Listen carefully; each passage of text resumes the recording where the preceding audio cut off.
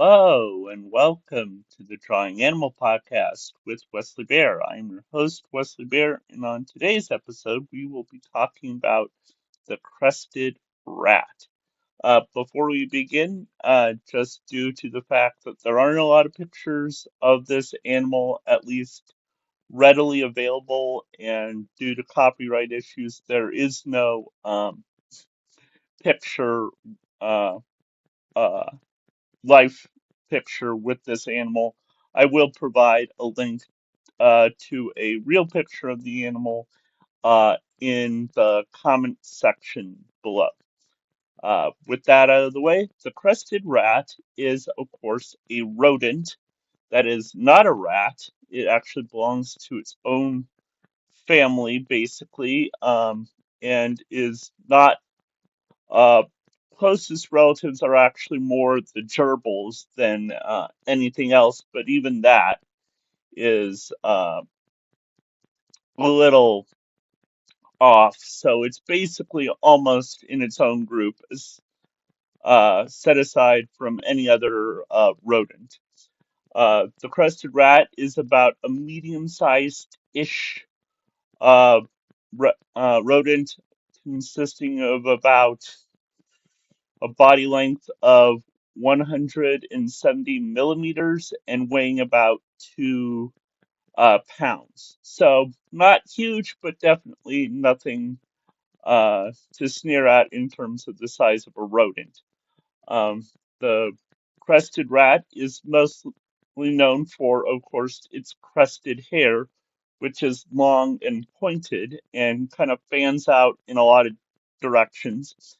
It even has a fan of hairs underneath that stick out when uh, the animal is alarmed. If it is alarmed, those hairs will raise and it'll basically show that fan of hairs on the side and they'll basically spread out. It'll gnaw its teeth and chatter and emit basically a foul odor from its body. So very much like skunk in some ways, though not quite as strong as a skunk. Um, the crested rat can be found in regions of kind of eastern, northeastern uh, Africa, but not uh, further than the Sahara. So areas like Somalia and Ethiopia being its main ranges, and then also in Sudan, Uganda, Tanzania, and Kenya. So those kind of northeastern countries just below the Sahara is where you can find um, crested rats. There's also evidence that crested rats existed at some point in the Arabian Peninsula and parts of the Middle East in Israel and Gaza area.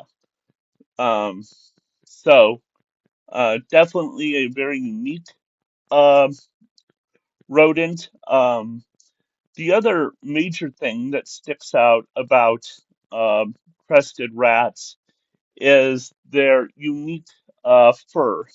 Their fur is actually poisonous. They chew on toxins related to the poison arrow tree. These poisons are called, if I can find it again, uh, cardino carnolidiodes. So it's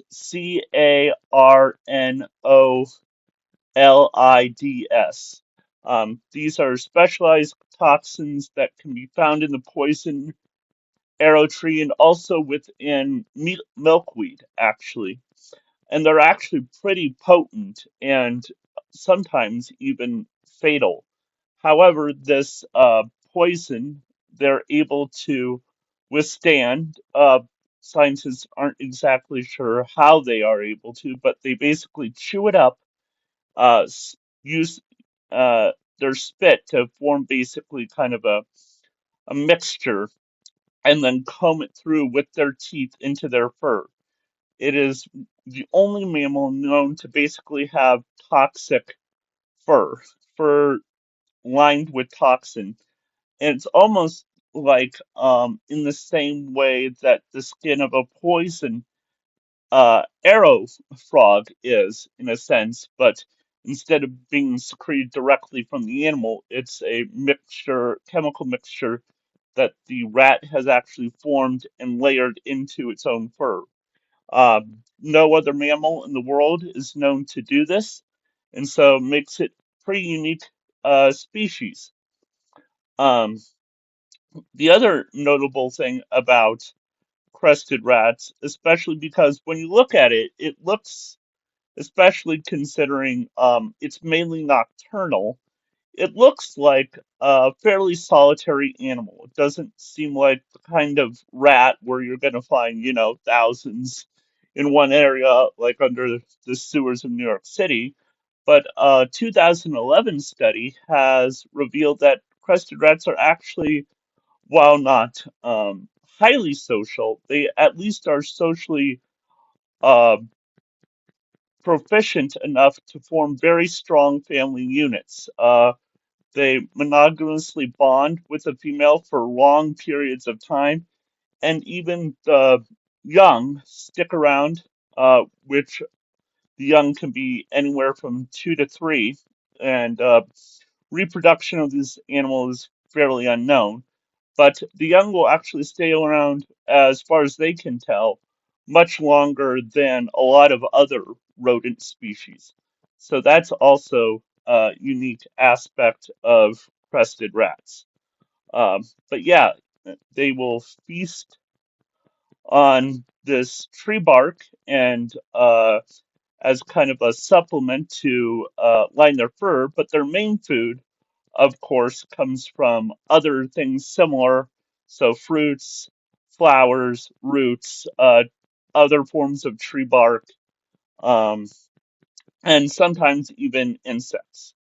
So there you are, the crested rat. Thankfully, even though the exact number of crested rats is pretty sparse to recover, with them being a mostly nocturnal species, um, the data hasn't proved exactly how many there are. There seems to be at least enough within the range that they are that they're not considered in any major danger, though there is, of course, some hunting feral animals and trapping that has occurred with crested rats. But thankfully, overall, as far as most scientists know, they're at least in a fairly stable position, but we'll have to see.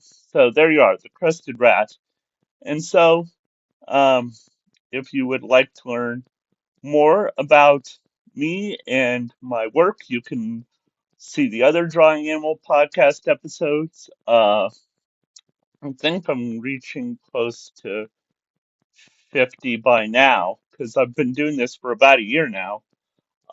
But yeah, I also have 3 books, the Crazy Creatures series. So if you search under my name, Wesley Bear, you'll be able to find them. And yeah, and just look at any of the other stuff. I'm hoping to do more in the future.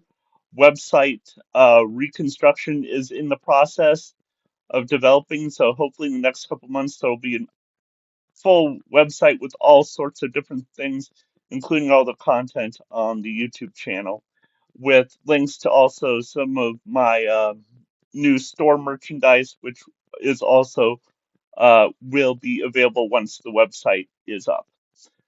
So thanks for listening. I hope you have a wonderful day. Enjoy nature, enjoy drawing, enjoy God's creation, and have a wonderful day.